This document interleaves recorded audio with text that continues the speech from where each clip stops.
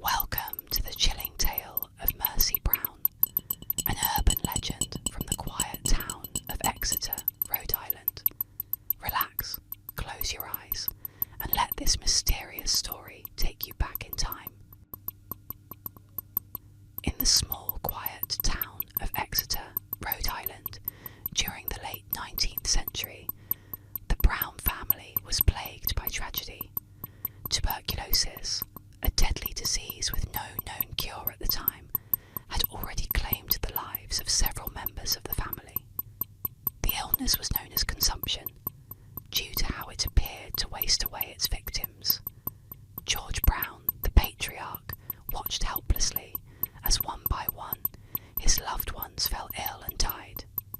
His wife, Mary Eliza, was the first to succumb, followed by his eldest daughter, Mary Olive, both taken within a few short years of each other. Despite these losses, George hoped the worst had passed. However, his youngest daughter, Mercy Brown, soon fell ill with the same symptoms. Mercy was a bright young woman, but tuberculosis did not spare her, and she died in January 1892 at the age of 19. Her death left the Brown family devastated, but the horror was not yet over.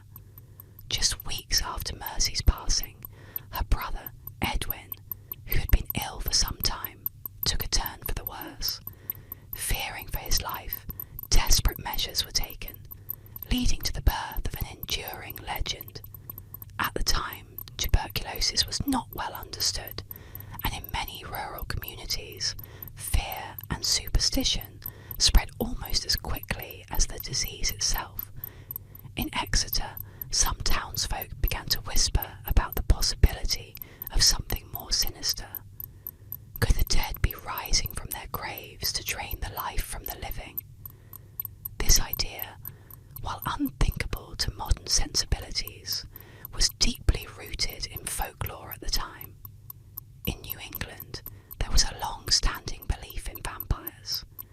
Though these vampires were not the glamorous creatures of Gothic fiction, but rather the restless dead rising from their graves to consume the life force of their living relatives. George Brown, despite being a practical man, was persuaded by his neighbours to exhume the bodies of his deceased family members, hoping to find the cause of Edwin's worsening condition. In March of 1892, with the ground still frozen, a small group of men gathered in the graveyard where the Browns were buried. They first dug up the remains of George's wife and eldest daughter, but both had decomposed as expected. Then they turned to Mercy. Unlike the others, Mercy's body was found to be in a strangely preserved state, even though she had been buried for over 2 months. Her skin still appeared relatively intact, and there were even rumours that her body had shifted in the grave, as though she had been moving after death.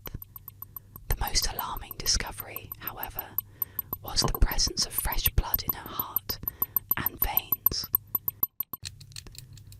Tonight, let's explore the eerie legend of the Bandage Man, a mysterious figure said to haunt the coastal roads of Oregon. Relax, unwind, and drift off as we delve into this haunting tale. The Bandage Man is a chilling urban legend from the Pacific Northwest, particularly well known along the Oregon coast. The story centers around a mysterious and terrifying figure, a man wrapped in bloody bandages who appears on desolate roads to attack cars and terrorize unsuspecting teenagers. The origins of this legend trace back to a gruesome sawmill accident, but over the years, the tale has taken on a life of its own, becoming a favourite local ghost story passed down through generations. According to the legend, the Bandage Man was once a logger who worked in the dangerous and grueling timber industry. One day, he was involved in a horrific accident at a local sawmill, where he was caught in a machine and severely mangled. Despite the efforts to save him, the man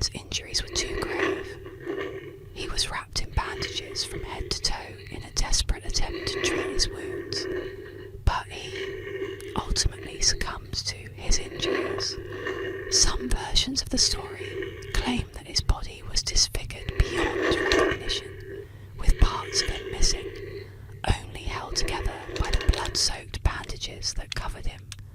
Following his death, strange sightings began to occur on a stretch of road near Cannon Beach, Oregon. Drivers and teenagers parked in their cars at night reported seeing a man wrapped in bandages appearing out of the shadows, often described as limping or dragging himself toward the vehicle. In some accounts, the bandaged man would climb onto the car, leaving bloody handprints on the windows, or even break the windows to try and grab the passengers. The legend also says that he smells of decaying flesh, and that his bandages are stained with blood, adding to the horror of his appearance. The bandaged man is particularly known for targeting teenagers who are parked on secluded roads, often in a romantic or isolated setting. Many locals warn that if you're parked along the coast late at night, especially in areas like Highway 101, you might become the next victim of the bandaged man's terrifying wrath. In some versions of the story, he's said to disappear without a trace as quickly as he appears, leaving only the unsettling memory of the encounter and, sometimes, remnants of his bloodied bandages. There are various theories about why the bandaged man haunts this specific area and why he appears so frequently. Some say that his restless spirit is seeking revenge for his untimely and gruesome death, angry at the world and jealous of those still alive. Others believe that he is merely a remnant of a tragic accident, forever trapped between life and death, doomed to wander the roads near his old workplace. While no one has ever been seriously harmed by the bandaged man, his legend has become a part of the local folklore, with many claiming to have had a close encounter with the eerie figure. Teenagers in the area continue to share stories of near misses with him, recounting their fear as they sped away from what they believed to be the ghostly figure chasing after them. Some locals suggest that the bandaged man legend serves as a cautionary tale, warning young people not to linger too long on dark, deserted roads late at night. Though there is no concrete evidence to support the existence of the bandaged man, his story persists, growing with each retelling. As with many urban legends, the bandaged man thrives on the fear of the unknown and the unsettling idea that danger could be lurking just beyond the edge of the headlights. The remote and rugged landscape of the Oregon coast only adds to the atmosphere, making the story even more believable for those who live there. Tonight, we'll explore the chilling legend of the Beast of Bladenboro, a mysterious creature that once terrorized a small town. Settle in, relax, and let this eerie tale guide you to sleep. The Beast of Bladenboro, also known as the Vampire Beast or Vampire Cat, is an urban legend that originated in Bladenboro, North Carolina, during the winter of 1953 to 54. This eerie tale centers around a series of mysterious animal deaths that left the small town in fear.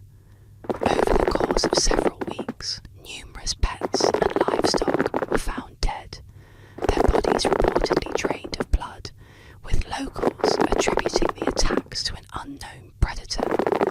Witnesses described the beast as a large cat-like creature with dark fur, sharp claws, and glowing eyes. Some said it resembled a panther or cougar, while others believed it was something more sinister. The way the animals were killed, found with deep bite marks and their blood allegedly drained, led many to speculate that the creature was vampiric in nature, earning it the nickname Vampire Beast. As the attacks continued, fear spread through the town, and locals organised hunting parties in an attempt to track down the creature. Despite numerous efforts and a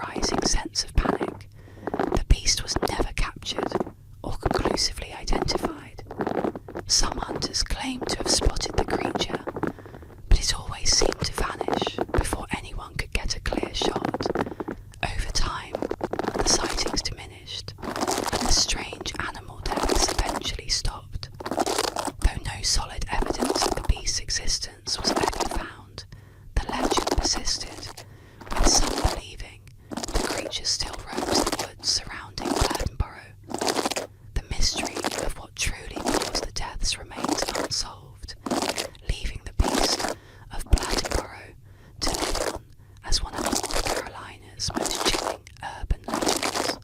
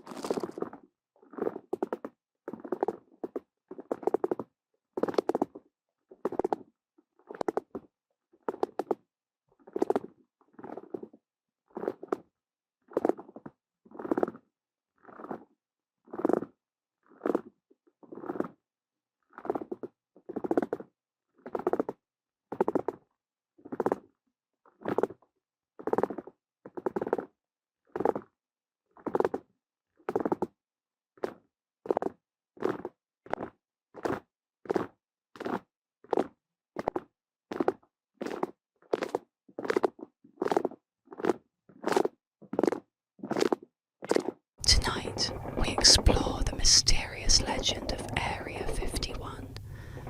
Let your mind wander as we delve into the tales of secrecy, government conspiracies, and the question, are we truly alone? Area 51 is one of the most famous and enduring urban legends in modern times, often associated with government secrecy, extraterrestrial life, and mysterious UFO sightings.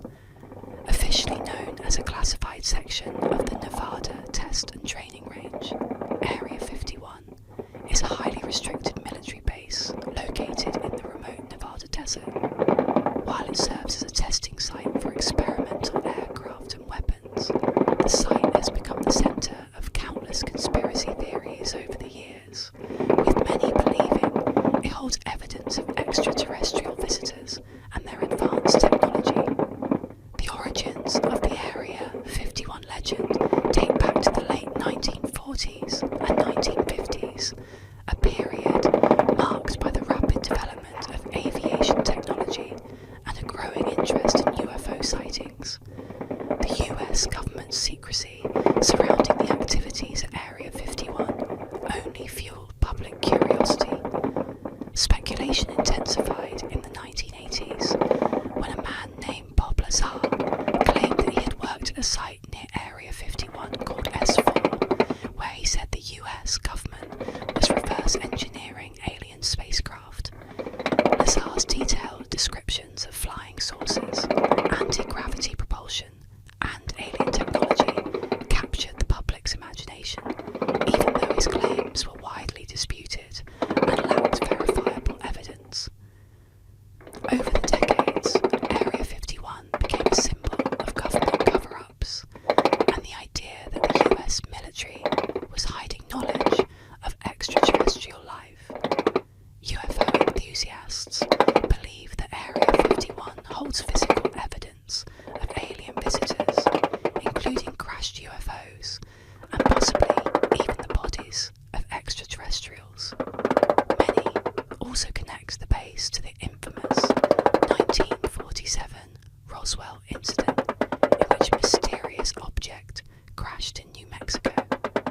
While the government eventually explained that the object was a weather balloon part of a classified project, many still believe it was an alien spacecraft and that its wreckage was transported to Area 51 for study. In addition to Lazar's claims, there have been numerous reports of strange lights and unidentified flying objects near Area 51, further fueling the legend. These sightings are often attributed to the secret testing of advanced military aircraft, such as the U-2 spy plane or the SR-71 Blackbird, both of which were developed and tested in the area. However, for those who believe in the extraterrestrial connection, these explanations are seen as mere cover stories. Despite the widespread speculation and intrigue, there has never been any concrete evidence to support the idea that Area 51 contains extraterrestrial technology or visitors from other planets.